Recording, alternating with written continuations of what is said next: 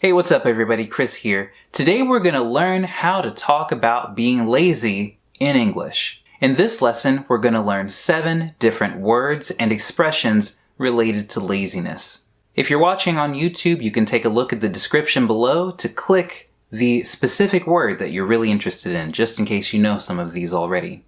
So let's get started. Number 1 is to put something off. When you put something off, it means that you postpone this thing. You don't want to do it right now for whatever reason. Maybe you just are not motivated. Maybe you have some other things that you want to do.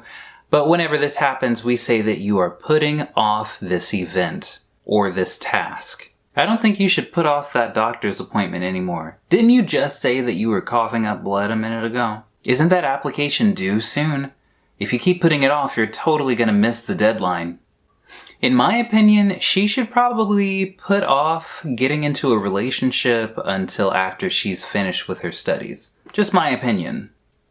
Keep in mind that when we use the phrasal verb put off, if we have some kind of idea of a verb, we're always going to put this verb in the ing form. So instead of saying put off to do my homework, I'm going to say put off doing my homework. Number 2 is to slack. This is one of my favorite verbs because it almost perfectly describes what I do all the time. When you are slacking, it means that you're not doing enough, you're not achieving enough, you're not being productive enough. Gosh, this is kind of making me feel bad. When you're slacking, it means that you need to be doing more. You need to be spending your time better so that you can be more successful.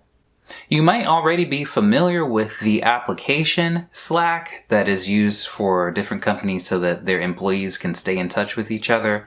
Apparently, according to their explanation, these two things are not related. The idea of being lazy and unproductive and having this app related to communication.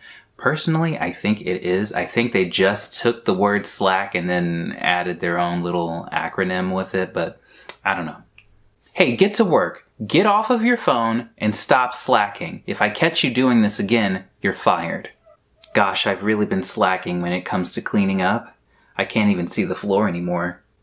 I heard a story that some employers put surveillance software in their employees' computers so that they don't worry about them slacking. I think it's kind of a breach of privacy, but whatever. I guess that's why I work for myself. Number 3 is to fall behind. We use the phrasal verb fall behind whenever we're talking about missing deadlines and doing things later than we should be doing them. There's no way that I can work and take care of these kids and study at the same time. I'm gonna fall behind in one of these areas if I don't change something soon. Yes, Mrs. Smith, I'm calling because little Timmy is starting to fall behind in class. Is everything okay at home? I have to put everything into my calendar or else I'm going to fall behind when it comes to my classes and when they're scheduled.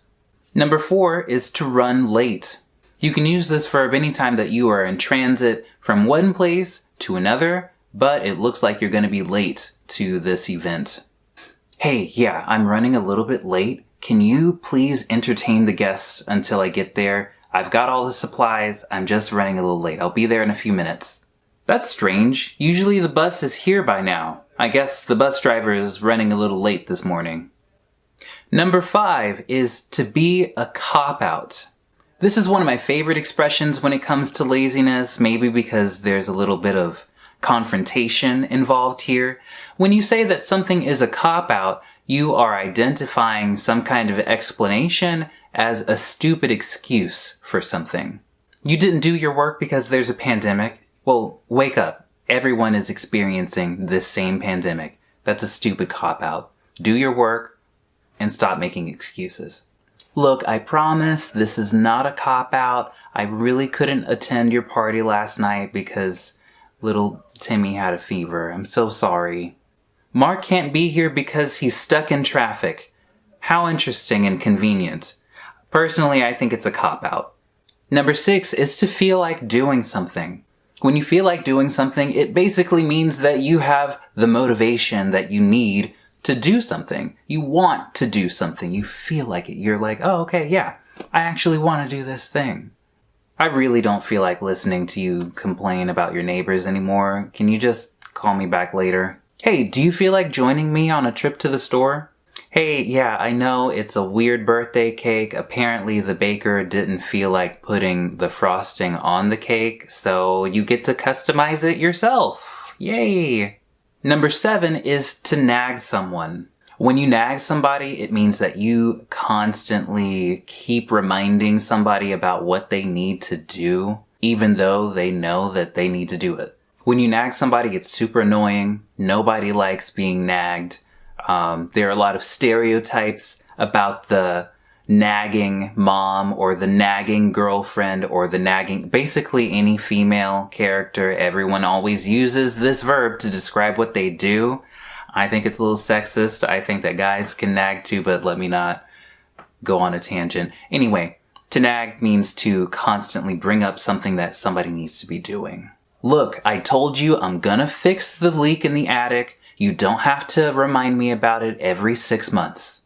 Hey, look, I'm not gonna nag you about this anymore. You know what you're supposed to be doing. Just do it. If you need any help, I'm here for you. Quick, pretend that you're working so that she doesn't nag us about doing our work anymore.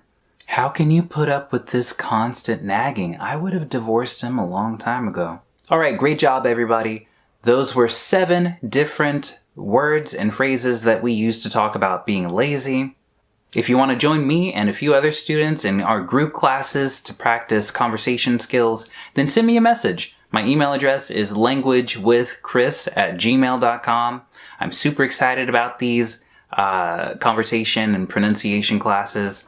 If you're interested, stop putting it off. Just send me a message. We can get started making some progress. You won't be feeling like you're slacking anymore. All right, leave some love in the comments. Don't forget to like. I will see you all next time. Bye.